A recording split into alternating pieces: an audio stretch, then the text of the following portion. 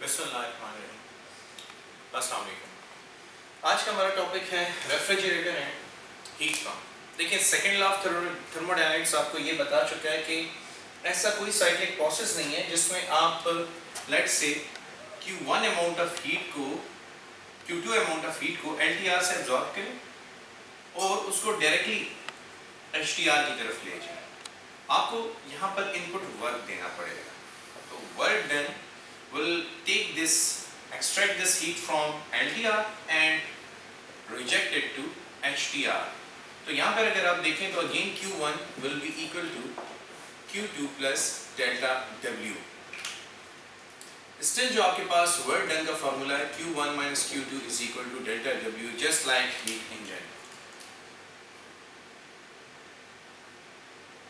अब रेफ्रिजरेटर क्या करता है? रेफ्रिजरेटर LTR से हीट को एक्सट्रैक्ट करता है at the cost of external work और उसको ले जाता है HTR की तरफ। अब यहाँ पे हमें दो आउटपुट्स मिल रही हैं और उन दो आउटपुट्स की वजह से हमारे पास रेफ्रिजरेटर और हीट पंप जैसी दो डिवाइसेस बन रही हैं। वो दो आउटपुट्स क्या हैं? पहली आउटपुट ये है Q2 को एक्सट्रैक्ट करना, this is your one output, ठीक है। दूसरी आउटपुट क्या है? HTR Q1 को HTR को Q1 amount of heat reject करना। यहां पर रूम ठंडा हो रहा है, या फ्रिज की अगर बात की जाए तो फ्रिज के कंपार्टमेंट में आपने गर्म दूध रख दिया है, तो ये उससे हीट एक्सट्रैक्ट करके कमरे को दे रहा है। तो यहाँ पे फ्रिज का कंपार्टमेंट, उसकी तो कूलिंग हो रही है, लेकिन रूम हीट अप हो रहा है, रूम इज हीटिंग अप। तो अब दो फायदे हैं इसके, कंपार्टमेंट को ठंडा करना ताकि जो फूड का टेम्परेचर है वो कम हो जाए और वो प्रिजर्व हो सके, और सर्दियों में ये as a heat pump act करके रूम को ठंडा भी कर सकता है। यानी फ्रिज को सर्दियों में कमरे के अंदर रखना चाहिए ताकि जो भी हीट वो फ्रिज के कंपार्टमेंट से एक्सट्रैक्ट करे वो कमरे में दे दे। तो यहाँ पे जो डिवाइस, इस आउटपुट की वजह से जो आपको डिवाइस मिल रही है, this device is your heat pump, और यहाँ पे इसकी वजह से ये जो कूलिंग कर रहा है, it is called as refrigerator. तो रेफ्रिजरेटर की कोफिशिएंट ऑफ परफॉर्मेंस को, अब यहाँ पे एफिशिएंसी नहीं आती, यहाँ पे आता है कोफिशिएंट ऑफ कूलिंग या कोफिशिएंट ऑफ परफॉर्मेंस। तो मैं मेंशन कर देता हूँ, यहाँ पे जो टर्म हम डिफाइन करेंगे वो होगी coefficient of performance.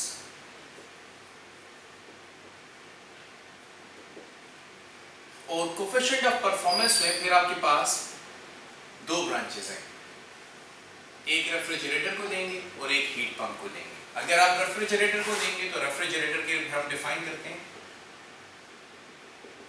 Coefficient of cooling,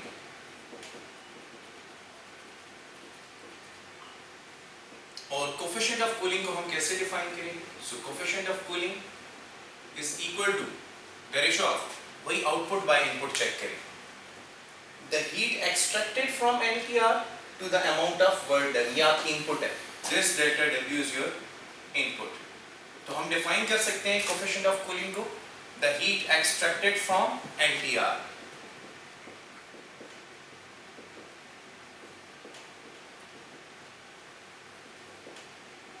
to work done per cycle या each cycle। This is your coefficient of cooling। Simply इसको eta c लिख सकते हैं, तो it is equal to Q2 divided by delta W। अब यहाँ से work done का फॉर्मूला आपको क्या मिल रहा है? यहाँ से आपको वर्क डन का फॉर्मूला मिल रहा है, work done is equal to Q2 divided by eta। Unlike heat engine, comparison और कंट्रास्ट बड़ा इंपॉर्टेंट है। जब आप हीट इंजन में कर रहे थे तो उस वक्त आपके पास eta जो था output by input, work done divided by Q1 था, यहाँ पे eta जो है वो Q2 divided by delta W है। तो इनपुट आउटपुट का फर्क है, इसीलिए मैं डायग्राम के थ्रू क्वेश्चन को सॉल्व कर रहा हूँ। अब अगर इसमें आप वैल्यू पुट करते हैं वर्क डन की, तो Q2 और वर्क डन हम यहाँ पे फाइंड कर चुके हैं Q1 माइनस Q2, तो Q1 माइनस Q2 आपने इससे आगे सॉल्व नहीं करना है इसे, ठीक है। टेक्स्ट बुक में ये गलती हुई है, उन्होंने ईटा सी को Q2 over Q1 minus Q2 divided by Q2 करके स्प्लिट करके Q2 divided by Q1 minus 1 लिख दिया, जो कि गलत है। पहले ये दोनों सब्ट्रैक्ट होंगे, फिर Q2 उस रिजल्ट के ऊपर डिवाइड होगा। ये स्प्लिट नहीं हो सकता, ये कोई एलसीएम नहीं है दो फैक्टर्स का, तो ये आपके पास गलत ऑपरेशन है, इसको आपने यूज नहीं करना। ये आपका फार्मूला इस फॉर्म में या फिर टेम्परेचर्स की फॉर्म में T2 divided by T1 minus T2 रहेगा। तो ये रहा आपके पास कोफिशिएंट ऑफ कूलिंग और ये वर्क डन का फार्मूला। तो ये भी एमसीक्यू पॉइंट ऑफ व्यू से आपने याद रखना है और ये भी एमसीक्यू पॉइंट ऑफ व्यू से याद रखना है रेफ्रिजरेटर के लिए। और ये फाइनल एफिशिएंसी का फार्मूला। इस पे एमसीक्यूज बुक में जो एमसीक्यूज है मेरी, उनको जरूर सॉल्व करें, वो काफी इंपॉर्टेंट है इन टॉपिक्स को अंडरस्टैंड करने के लिए। अब हीट पंप की तरफ चलें, तो ये दूसरी आउटपुट को देखें, तो आप कोफिशिएंट ऑफ हीटिंग यहाँ पर डिफाइन करेंगे।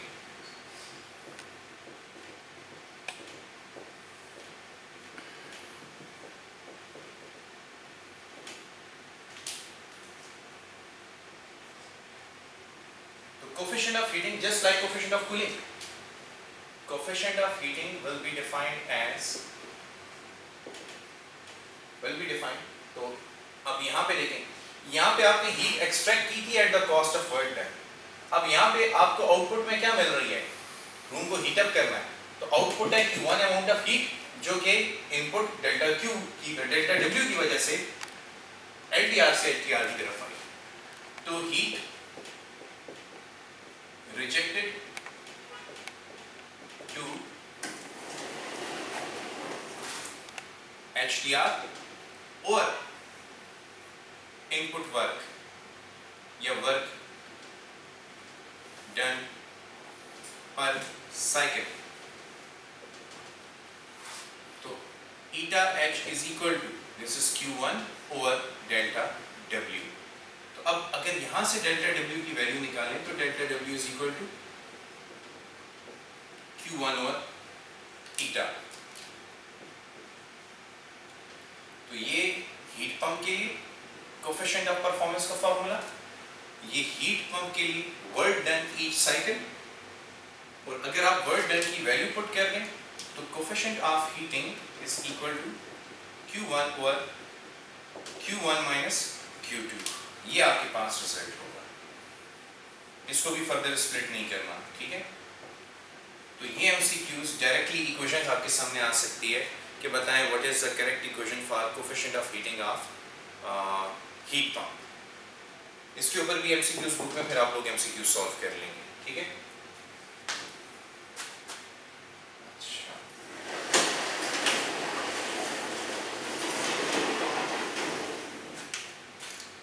फाइनली हमारे पास कॉन्सेप्ट आता है एंट्रोपी का।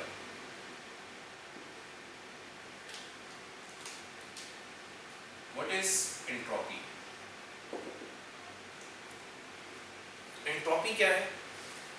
Entropy basically defines the unavailability of energy to a system. Entropy हमारे पास क्या इंडिकेट करती है? The unavailability of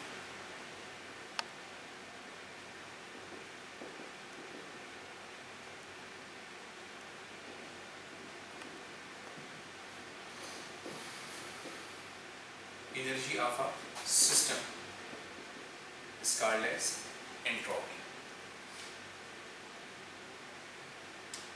or it is also defined as a measure of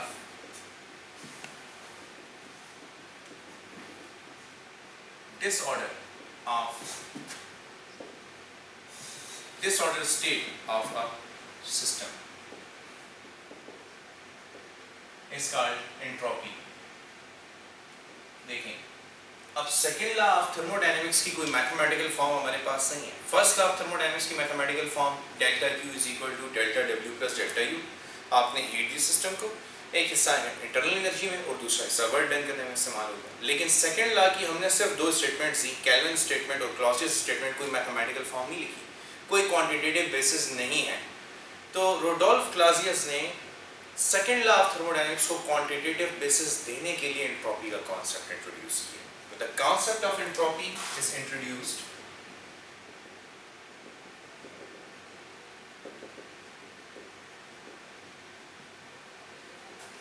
was introduced